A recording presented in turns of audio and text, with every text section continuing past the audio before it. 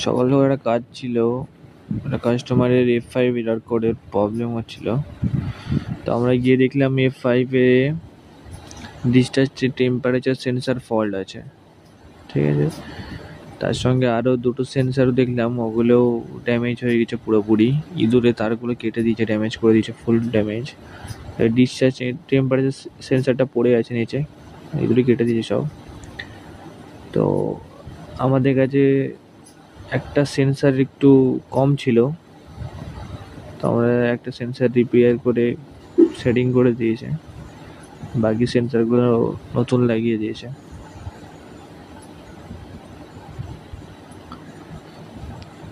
আমাদের সব ঠিকঠাক করার পর ইনডোরে এসে বেশ কিছুক্ষণ চালানোর পর দেখলাম আর এরর কোডটা শো হচ্ছে না।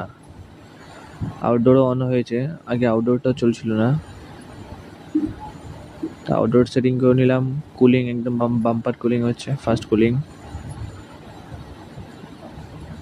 ওকে সেট, ওকে।